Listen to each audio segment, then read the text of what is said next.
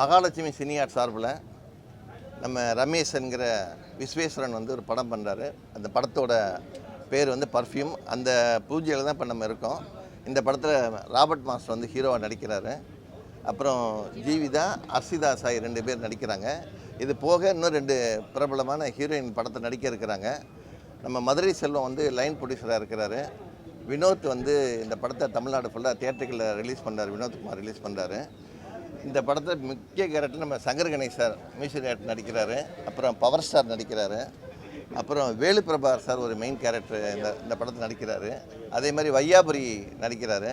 இந்த பர்ஃப்யூம்ங்கிற இது வந்து டிசைன் பார்த்திங்கன்னா உங்களுக்கெல்லாம் ஒரு டபுள் மீனிங் வருதா சிங்கிள் மீனிங் வருதான்னு தெரியாது. அந்த டிசைன் வந்து நல்லா அழகாக பண்ணியிருக்கிறாங்க. முதல்ல அந்த டிசைனருக்கு ஒரு நம்ம பாராட்டு தெரிவிச்சிடலாம். இந்த மாதிரி படங்கள் வந்து சிறு முதலீட்டு படங்களை வந்து நீங்கள் பெரிய படமாக ஆக்குறது உங்கள்கிட்ட தான் இருக்குது. நான் ஆடியோ ஃபங்க்ஷன் நிறையா சொல்லியிருக்கிறேன் உங்கள்கிட்ட. அது மாதிரி இந்த படத்தோட ப்ரொமோஷன்லேயும் சரி, இந்த படத்தை மக்கள்கிட்ட கொண்டு போகிறது சரி, உங்களோட பங்கு மிக பெருசாக இருக்கணும். இந்த மாதிரி படங்கள் வளர்ந்தால் தான் இண்டஸ்ட்ரியில் நிறைய படங்கள் உருவாகும். அதனால் இந்த மாதிரி படத்துக்கு மணிமதன், ஏன்னா ஏற்கனவே மணிகண்டன் இருக்கிற மணிமதன் வந்து பிஆர்ஓ ஒர்க் பண்ணுறாரு. அவரோட அழைப்பேற்று இங்கே வருகை தந்தவங்க பத்திரிகையாளர்களையும் தொலைக்காட்சி தோழர்களையும் இணையதள நண்பர்களையும் புகைப்பட கலைஞர்களையும் வருக என்று வரவேற்கிறேன். அடுத்து ஒவ்வொருத்தராக இதில் உங்கள்கிட்ட பேசுவாங்க. ஃபஸ்ட்டு வந்து நம்ம சீனியர் சங்கர் கணேஷ் அவர்கள் பேசுவார். தொலைக்காட்சி நண்பர்களுக்கும், வீடியோ எடுத்திருக்க நண்பர்களுக்கும், ஃபோட்டோகிராஃபர் நண்பர்களுக்கும், இதை பார்த்து நிற்கிற ரசிகர் பெருமக்களுக்கும் சங்கர் கணேஷோட பணிவான நன்றி வணக்கத்தை தெரிவிச்சுக்கிறேன். நல்ல ஒரு படம் பூஜை. இந்த படத்துக்கு வந்திருக்கிறதுக்கு ரொம்ப மெயின் காரணம் என் செல்ல பிள்ளை வினோத். எனக்கு ரொம்ப பெட்டு. அவர் எங்கே கூப்பிட்டாலும் நான் மாட்டேன்னு சொன்னதே கிடையாது. ஆனால் இதுக்கு வந்த பிறகு தான் தெரியுது நல்லா வாசனை அடிக்குதுன்னு. ஏன்னா டைட்டில் பர்ஃப்யூம்னு வச்சுருக்காரு. நீங்கள் யார் இதை பர்ஃப்யூம் அடிச்சுக்கிறீங்களோ அவங்கெல்லாம் நல்ல வாசனையோடு இருப்பீங்க. யாரார் இந்த படத்தை தேட்டரில் போய் பார்க்குறீங்களோ அங்கெல்லாம் உங்களுக்கு இந்த பர்ஃப்யூம் வாசனை உங்களுக்கு நல்ல செல்வம் செழிக்க வைக்கும். ஏன்னா ஒரு நல்ல டைட்டில் வச்சுருக்கார் பர்ஃப்யூம். இது ஒரிஜினல். நீங்கள் இந்த கடையில் டூப்ளிகேட் வாங்குறோன்னு நினச்சிடாதீங்க. இது ஒரிஜினல் பர்ஃப்யூம். இதில் நல்ல நல்ல கதாநாயகிகள் எல்லோரும் நடிக்கிறாங்க. ஊர் கத்தோட்டுக்கிற மாதிரி நானும் இருக்கேன். என் பக்கத்தில் ஒருத்தர் நல்ல பிள்ளை மாதிரி நின்னுங்கிறார். இவர் இருக்கிறாரு. இந்த படம் வெற்றி பெற உங்களுடைய நல்வாழ்த்துக்கள் தான் தேவை. நல்ல நாளில் இன்றைக்கி ஆரம்பிச்சிருக்காங்க. இந்த ப்ரொடியூசர், இதில் பங்கு பெற cameraman, makeup man, art director எல்லாருமே நல்லா வெற்றி பெற்று நிறைய படங்கள் எடுத்துக்கிட்டே இருக்கணும். ஏன் சொல்கிறேன்னா, இந்த மாதிரி நிறைய படம் எடுத்தால் தான் எங்களை மாதிரி அவங்களாம் வந்து இந்த மாதிரி பேச முடியும், கலந்துக்க முடியும், நல்லா இருக்க முடியும். அதை விட இன்னும் நல்லா சொன்னால் நிறைய ஜூனியர் ஆர்டிஸ்ட் படைப்பாங்க. நிறைய பேர் இப்போ வேலை இல்லாமல் இருக்கிறவங்கெல்லாம் இந்த மாதிரி படம் எடுத்து அவங்க நல்லா வந்தாங்கன்னா அதில் ஒர்க் பண்ணுற அத்தனை பேரும் படைப்பாங்க. அதனால் இந்த படம் எடுக்கிற ப்ரொடியூசர் நல்லா இருக்கணும், டைரக்டர் நல்லா இருக்கணும், இதில் ஆக்ட் பண்ணுறவங்களாம் நல்லா இருக்கணும். நீங்கள் எல்லோரும் நல்லா இருக்கணும். நீங்கள் வாழ்த்தி எங்களை ஆசீர்வாதம் பண்ணணுன்னு இந்த நல்ல நேரத்தில் கேட்டுக்கிறேன். நன்றி, வணக்கம். ஹாய் டார்லிங்ஸ், எல்லாருக்கும் வணக்கம். இந்த பூஜைக்கு வந்த எல்லாருக்கும் என்னை வாழ்த்துற எல்லாருக்கும் என்னோட நன்றி. ரொம்ப ஹாப்பியாக இருக்குது. ஏன்னா தொடர்ந்து படங்கள் இந்த வருஷம் போயிட்டுருக்கு. ஏன்னா இதுக்கு முன்னாடி வந்து பூஜை போட்டோம், வாழை விடுன்னு. அதுக்கு டைரக்டர் வந்து ராபர்ட் ரமேஷ். அதில் வந்து கேமராமேன் தான் வந்து கபில். ஸோ கபில் வந்து இந்த படத்துக்கு டைரக்டர் கபில். ஸோ நல்ல ஒரு காம்போ ஒர்க் ஆகும்னு நினைக்கிறேன்.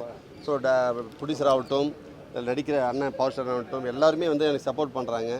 ஸோ மக்கள் நீங்களும் சப்போர்ட் பண்ணிங்கன்னா இது அடுத்த லெவலுக்கு கொண்டு போகிறதுக்கு அது உங்கள் கையில் தான் இருக்குது. ஆடியன்ஸ் கேள்வியும் பத்திரிகை நண்பர் உங்கள் கேள்வியும் இருக்குது. ஸோ சப்போர்ட் பண்ணுங்கள், வாழ்த்துங்க. Love you. தேங்க்யூ. எல்லாருக்கும் வணக்கம். ரொம்ப ஹாப்பியாக இருக்குது இந்த படத்தில் வந்து நான் லீட் ரோல் பண்ணுறது. So thanks to Vinod sir and Kapil sir director and Robert master. So நீங்கள் எல்லாம் எங்களுக்கு ரொம்ப சப்போர்ட் பண்ணணும். Thank you so much. Hi, this is Jeevitha and thank you so much for Vinod sir. அவங்க தான் இந்த ஆப்பர்ச்சுனிட்டி கொடுத்தாங்க. ஒன் ஆஃப் தி லீடாக பண்ணிகிட்ருக்கு. And thank you so much my costar Robert sir and my director sir Kapil. And already I done 2 movies. But என்னை பொறுத்த வரைக்கும் இதுதான் எனக்கு ஒரு ஃபர்ஸ்ட் மூவி மாதிரி ஒரு ஃபீல் ஆகுது. Thank you so much sir. இந்த இனிய நாளில் உங்களை எல்லாம் சந்திக்கல ரொம்ப சந்தோஷம் அடைகிறேன். இந்த நாள் வந்து ஒரு ரம்ஜான் நாள். இந்த நாளில் வந்து நீங்கள் எல்லாம் தொலைக்காட்சி பத்திரிகையால் வந்ததில் ரொம்ப ரொம்ப ரெட்டிப்பு மகிழ்ச்சி. அதற்கும் மேலாக என்னுடைய அருமை தம்பி மாஸ்டர் ராபர்ட் அவர்கள் படத்தில் நான் ஏற்கனவே பண்ணியிருக்கேன். இந்த படத்தில் நான் பண்ணுறேன். இது டைட்டில் ரொம்ப வித்தியாசமாக இருக்குது. நான் தான் நிறைய டைட்டில் வைப்பேன், நான் இவர் வச்சுட்டார் இன்றைக்கி. இந்த பூஜையில் நான் கலந்துக்கல, ரொம்ப ரொம்ப சந்தோஷம். நெடுநாளாக நான் உடல்நலம் சரியில்லாமல் இன்றைக்கி நல்ல நிலைமையில் வந்திருக்கேன். எல்லோரும் அப்படி இப்படின்னு எனக்கு சொன்னாங்க. அதெல்லாம் தாண்டி நானும் வருவேன்னு வந்துட்டேன். கண்டிப்பாக உங்களுடைய ஆதரவுலாம் எனக்கு வேணும். இதற்கு மேலாக என்னுடைய அருமை தம்பி வினோத், விஜய் முரளி சார், சங்கர் கணேஷ், ஒய்யாபுரி இவங்கெல்லாம் எனக்கு முழு ஆதரவு கொடுத்து இந்த திரைப்படத்தை மிகச்சிறந்த திரைப்படமாக, மிகப்பெரிய வெற்றி படமாக நீங்கள்லாம் கொடுக்கணும். அப்படி இல்லைன்னு நான் கொடுத்துட்றேன், ஒன்றும் கவலைப்படல.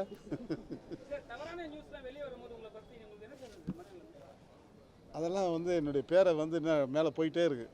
அதனால் நான் அதை பற்றிலாம் கவலைப்பட மாட்டேன். கடவுள் என்றைக்கா ஒரு நாள் நம்மளை கொண்டு போவார். அது குறுகிய காலத்தில் நாங்கள் கண்ணு முன்னால் பார்க்குறதுனால ரொம்ப சந்தோஷப்படுறேன், வேற ஒன்றும் இல்லை.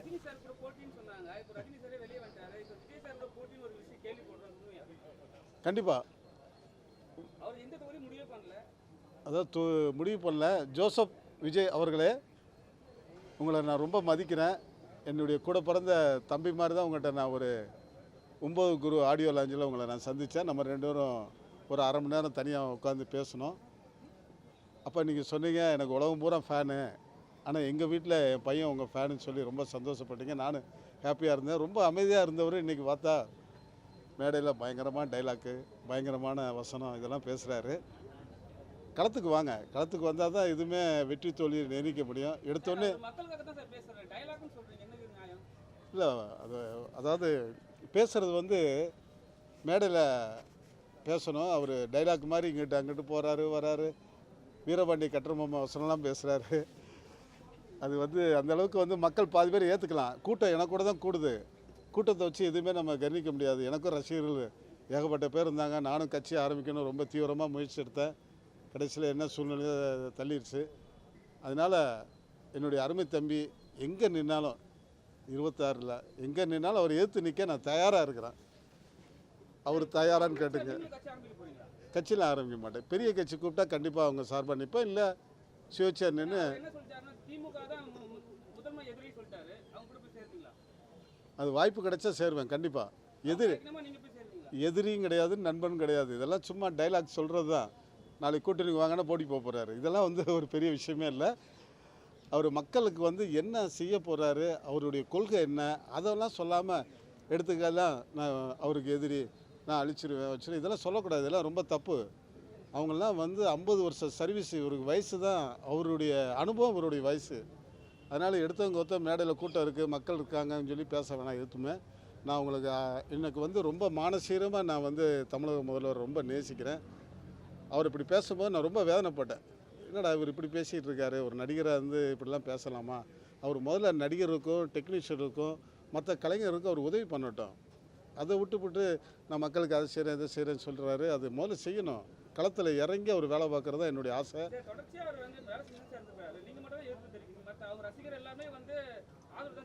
கண்டிப்பாக அவர் ரசிகர் ஆதரவு கிடைவாங்க, எனக்கு ரசிகர் எனக்கு ஆதரவு தருவாங்க. கூட்டத்தை பார்த்து எதுவுமே நம்ம கவனிக்க முடியாது. ரசிகர்கள் வேறு, வாக்காளர் வேறு. அதனால் கூட்டம் இருக்குது. எனக்கு கூட்டம் அவ்வளோ கூட்டம், இவருக்கு மேலே கூட்டம் இருந்தது. நானும் கட்சி ஆரம்பித்தேன், நானும் எம்பியாக நின்னேன். அதுவும் போல் அவருடைய தந்தை எஸ்.ஏ. சந்திரசேகர் ப்ரொடியூசர் கவுன்சில் தலைவராக இருந்தார், நான் எதிர்த்து நின்னேன். இப்போ அவர் மகன் ஜோசப் விஜய் எதிர்த்து நான் நிற்க தயாராக இருக்கிறேன். கண்டிப்பாக எந்த கட்சி கூப்பிட்டாலும் கூப்பிடலைனாலும் நான் கண்டிப்பாக சுயேட்சையாக நிற்பேன். நிற்கட்டும், அவர் நிற்கணும், களத்தில் நின்று ஜெயிக்கணும், அதுதான் என்னுடைய ஆசை. பண்ணுவார்.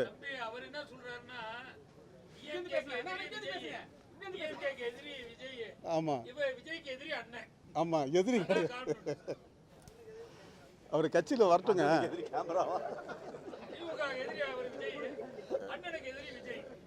கண்டிப்பாக அதான் எதிரினா அரசியல் ரீதியாக அதை, மற்றபடி எதிரிலாம் ஒன்றும் கிடையாது. அதில் நடந்துறது. ஏன்னா இப்போ நான் வந்து சொல்கிறது வந்து அவருடைய ஃபேன்ஸுக்கெல்லாம் என்னடா அவர் இப்படி சொல்கிறான்னு சொல்லி என்னை வந்து கள்ள தூக்கி எறிகிறது, போகிற வழியை மடக்கிறதுக்கெல்லாம் பொறுப்பு நம்ம தமிழக முதல்வர் தான் எனக்கு பாதுகாப்பு பொறுப்பு கொடுக்கணும்.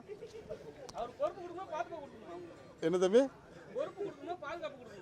பாதுகாப்பு கிடையாது. ஏதோ உயிருக்கு அச்சுறுத்தல், திடீர்னு ஃபோன் வரும், திடீர்னு மிரட்டுவாங்க. எனக்கு ஏகப்பட்ட பேர் மிரட்டியிருக்காங்க, கடத்தியிருக்காங்க. அதெல்லாம் தனிப்பட்ட முறையில். இப்போ நான் வந்து அவர் ஒரு கட்சி தலைவர், அவரை எதிர்த்து நான் பேட்டி கொடுக்குறேன். பாப்பா எதுனாலும் சந்திக்க தயாராக இருக்கிறேன். சார் இந்த படம் பர்ஃப்யூம் வந்து ரொம்ப வாசனையாக இருக்கும். கண்டிப்பாக எல்லோரும் யூஸ் பண்ணுறீங்க. இந்த படத்தை பாருங்கள், மிகப்பெரிய வெற்றி படமாக கொடுங்க. ஏன்னா ராபர்ட் வந்து ரொம்ப கடின உழைப்பாளி. அவர் டான்ஸ்லேருந்து மாஸ்டர் ஆகி இன்றைக்கி வந்து ஒரு நடிகர் ஆகி டைரக்டர் ஆகியிருக்காரு. எல்லா படத்துலையும் நான் நடிக்கிறேன். இன்னும் ஒரே ஒரு கருத்து மட்டும் நான் சொல்கிறேன், தயவுசெய்து தப்பாக நினச்சிக்காதீங்க. நம்ம ஜோசப் விஜய் அவர்கள் எப்போ பார்த்தாலும் மன்னராட்சிங்கிறாரு. மக்களால் தேர்ந்தெடுக்கப்பட்ட மக்களாட்சி. மன்னராட்சியாக இருந்தால் யார் இங்கே வா இங்கேம்பார். அந்த மாதிரிலாம் பேசலை. தயவுசெய்து இந்த மன்னராட்சியில் சொல்லாதீங்க. அப்படி இல்லையம்மா 40 தொகுதியும் எம்பிஆர் நின்று இன்றைக்கி டெல்லியில் உட்காடுறாங்கன்னா அது எந்த அளவுக்கு மக்கள் அவங்கள வந்து நேசிக்கிறாங்கங்கிறது தெரிஞ்சுக்குங்க. தயவுசெய்து இந்த மாதிரி தவறான கருத்தெல்லாம் நீங்கள் சொல்லாதீங்க. பிரச்சாரத்துக்கு போகும்போது நல்லபடியாக பேசுங்க, வசனம் பேசாதீங்க. சரியா? ரொம்ப தேங்க்ஸ். பார்ட்னர்லாம் வந்து ஒரு பலகாலத்து ஒரு 6-7 வருஷத்துக்கு முன்னாடி பார்த்துருக்கோம் பிகேன்ற படத்தில். இது அப்படியே அந்த காப்பியாக இருக்கும். அந்த படம் எப்படி இருக்கும்? இல்லை அது வேறு, இது வேறு, டோட்டலாக முழுக்க வேறு தான். இது டைரக்டர் இந்த கான்செப்ட் சொன்னார். அந்த படத்தில் இது ஒரு மேட்ரு இருக்குது, இந்த விஷயம் இருக்குனால சரி ஒத்துக்கிட்டேன், நல்லா இருக்குன்னு. பர்ஃப்யூம்னாவே ஏதோ ஒரு பிராண்டை காட்டி ஆகணும். என்ன பிராண்ட் காட்ட போகிறோம்? ஆமாம், இந்த பர்ஃப்யூம்னால ஸ்மெல்லு தானே. அது வந்து ஒரு ஆம்பளை மேலேயும் வரும், பொம்பளை மேலேயும் வரும். ஸ்மெல்லை தான் நம்ம வந்து பர்ஃப்யூமாக வந்து அப்படியே கன்வெர்ட் பண்ணுறோம். ஏன் இது மாதிரி நியூடா ஒரு ஃபோட்டோ கதையில் இருக்குது, அது இருக்குது கதையில். நீங்கள் சொன்னீங்க காஷ்மீர்கிட்ட காஸ்டமர்கிட்ட கேட்டீங்க துணியே இல்லாமல் படம் ஃபுல்லாக அப்படி தான் வரீங்க? இல்லை ஒரே சீனு. நம்ம ஒருத்தனை நம்பி போகிறோம்ல, லாஸ்ட்டாக நம்ம நிலமை இந்த நிலமை தான் சொல்லிட்டு ஒரு சின்ன ஒரு கதையிலே இருக்குது. அதனால தான் இப்போ என்னன்னா இது மாதிரி படங்கள் வந்து நீங்கள் பார்த்தீங்கன்னா சோஷியல் மீடியாவில் நியூடாக வந்து எடுத்து போட்டுடுறாங்க. சரி, நீங்களே பார்த்துருப்பீங்க. ஆமாம், ஒரு 5 நாள் முன்னாடி ஒரு வீடியோ வைரலாக போயிட்டு. ஆமாம். ஸோ அவங்களுக்கு என்ன சொல்ல விரும்புறீங்க? அவங்களுக்குலாமா தப்பானது அது ரொம்ப. இப்போ இந்த பொண்ணு மேட்டர்லாம் நிறைய விஷயம்லாம் பார்த்துட்டு இருந்தேன். அந்த இஏன்னு வந்து மேட்டர்னால துணி இல்லாமல் காட்டுறது டக்குன்னு பண்ணிடுறாங்க. தவறான செய்தி தான். அவங்க அம்மா அப்பா அந்த மாதிரி காமிச்சா கூட நம்ம ஒத்துக்கலாம். நீங்கள் ஊரா விட்டு பொண்ணை தான் காமிச்சிட்டு இருக்கேன் அந்த மாதிரி. ஸோ அது தவறான ஒரு இது தான். இதெல்லாம் ஏஐ தான் பண்ணுற விஷயம். ஆமாம், கண்டிப்பாக. என்னன்னா அவங்களே வந்து ஒரு ஃபுல் வீடியோவில் வராங்க. ஓகே, வந்து அவங்களே மறுப்பு தெரிவிக்கிறாங்க. ஆனால் வந்து எந்த ஸ்டேஷன்லேயுமே கம்ப்ளைண்ட் கொடுக்காம மறுப்பு மட்டும் தெரிவிக்கிறாங்க. ஒரு பொண்ணு பயப்படும்ல, ஸ்டேஷன் போனாலே நம்ம ஆளுங்க தெரியும்ல, போலீஸ்னாலே என் தராசு மாதிரி. ஸோ அதனால் அவங்க அப்படி சொல்லி வைப்பாங்க. சரி, இப்போ இப்போ இருக்கிற காலகட்டத்தில் இப்போ ஆடிஷன் போது விஷயத்தை வந்து ஏமாத்துறன்னு ஒரு விஷயம் வருது. அது நீங்கள் எப்படி பார்க்குறீங்க? அது சினிமாவில் இருக்குது. அது சினிமா ஆளுங்க சில ஆளுங்க ஏமாற்றிட்டு தான் இருக்காங்க. நீங்கள் தான் தவிர்க்கணும். அது உண்மையாக பொய்யான்னு சொல்லி எடுத்தோமா கவுத்தோமான்னு சொல்லி நம்பிடாதீங்க யாருமே. அது டைரக்டர் ஆகட்டும், அது சங்கர் சார் யாராக இருந்தாலும் நம்பிடாதீங்க. ஃபஸ்ட்டு உள்ளே போய் கேளுங்க. டக்குன்னு ஒரு பொண்ணு ஏமாந்துருது, ஒரு அசிஸ்டன்ட் டைரக்டர் நம்பி தானே. ஸோ அதனால் நம்பாதீங்க. ராபர்ட் மாஸ்டர்னாவே ஒரு கான்ட்ராஸ்ட் இருக்கும். பிக் பாஸ், ரசிதா, அதுக்கப்புறம் வந்து வனிதா விஜயகுமார். இப்போ இந்த படம் எப்படி இருக்கு? நல்லா தானே இருக்குது. பயமாக இருக்குது, ரொம்ப பயமாக இருக்குது. பட் பொறுப்பு இருக்குது நமக்கு. அடுத்தடுத்த ஸ்டேஜ் ஆண்டவர் கொண்டு போகும்போது ஸோ அதில் நான் நீட்டாக பண்ணணும். ஏன்னா இப்போ பண்ண 3 படம் 3 கதை நல்லா இருக்குது. மக்கள் நீங்கள் தான் சொல்லணும் அது பார்த்துட்டு. இது மாதிரி ஸ்டோரி என்ன தோணுச்சு? எடுத்தவொடனே பேனரே நியூடா போடணும்னு சொல்லியிருப்பாங்க. ஆமாம், ஏற்கனவே நம்ம மக்கள் பிடிச்சிருந்தது எனக்கு. இது ஃபஸ்ட்டு நம்ம கமல் சார் காமெடி கட்டி அவர் தான் ஃபஸ்ட்டு காமெடி கட்டும்போது அது பெருமையாக இருந்துச்சுல. இது அந்த மாதிரி சீனு பார்க்க இப்படி இருக்குது. பர்ஃப்யூம் ஒரு வித்தோட்ராக்லாம் உங்களுக்கு தப்பாக தோணும். ஆனால் படத்தில் பார்க்கும்போது கரெக்டாக அவுத்து விட்டாங்கப்பா அப்படின்னு சொன்ன மாதிரி இருக்குது. சார், இப்போ வந்து உங்கள் இதிலே வந்து சங்கத்திலே வந்து ஒரு விஷயம் நடந்திருக்கு. நீங்களே கேள்விப்பட்டிருப்பீங்க. இப்போ கூட ஒரு 2 நாள் முன்னாடி ஒரு ப்ரெஸ் மீட் கொடுத்தாரு. அந்த சங்கத்தில் வந்து ஏதாவது ஒரு கம்ப்ளைண்ட் கொடுத்தா பொதுக்குழுல போய் பேச மாட்டாங்க, தனியாக கூப்பிட்டு மிரட்டுறாங்கன்னு சொல்லிட்டு ஒரு விஷயம் போயிட்டு இருக்கு. அது உங்களுக்கு தெரியுமா? தெரியல டெல்லி சத்தியமாக தெரியல. ஏன்னா தினேஷ் மாஸ்டர் தான் வந்து போட்டு அவர் அடிச்சுட்டாவும் ப்ரெஸ் மீட் போயிட்டு நம்ம ப்ரெஸ் கிளப்பில் போயிட்டு ப்ரெஸ் மீட் கொடுத்து எங்கள் யூனியன் இல்லையா? அப்படியா? சத்தியம் தெரியும். நீங்கள் மெம்பரா? நான் நம்பர் தானே. அதான் நான் அதுக்குள்ள தெரிஞ்சிருக்கு. இல்லை, நான் சின்ன வயசுலேருந்தே யூனியனில் டான்ஸர் ஆகும்போது நான் போய் ஒரே ஒரு சிறப்பு என்னன்னு கேட்டீங்கன்னா, இவங்க அப்பா வந்து நடிகர், அதாவது டான்ஸ் மாஸ்டர் கார்டு வச்சிருக்காரு, ஃபைட் மாஸ்டர் கார்டு வச்சிருக்காரு. சிறப்பான ஆள் அவங்க அப்பா பண்ணுது. எனக்கு சின்ன வயசுலேருந்தே நான் யூனியன் போய் பேமெண்ட் வாங்க மாட்டேன். அதனால் யூனியன் போய் பழக்கமே இல்லை. யூனியன் தலையிட மாட்டேன் மோஸ்ட்லி. ஏதாவது பஞ்சாயத்து எனக்கு வந்து நான் பேசுவேன், தவிர எனக்கு வரல. எப்பவுமே வந்து பேனர் போடும்போது ஃபர்ஸ்ட் உங்க போட்டோ மேலே தனியாக போடுறாங்க. ஹீரோயின் போட்டோ எதுவும் செலக்ட் பண்ண மாட்டாங்களா, இல்லை அதுக்கப்புறம் தான் செலக்ட் பண்ணுறாங்களா? இல்லை, இதில் ஹீரோயின் செலெக்ஷன் ஆகலை, கொஞ்சம் லேட் ஆகிடுச்சு. மற்ற படத்தில் வருமே. வனிதா தானே படம் ஃபுல்லாக வனிதா முடிஞ்சாங்க காட்டுறாங்க. இந்த படத்தில் இல்லை, நீங்கள் நிறைய படத்தை சொன்னீங்களே. இது இல்லை, அடுத்த வர வாரங்களில் ஹீரோயினோட சேர்த்து வரும். தேங்க்யூ. Love you.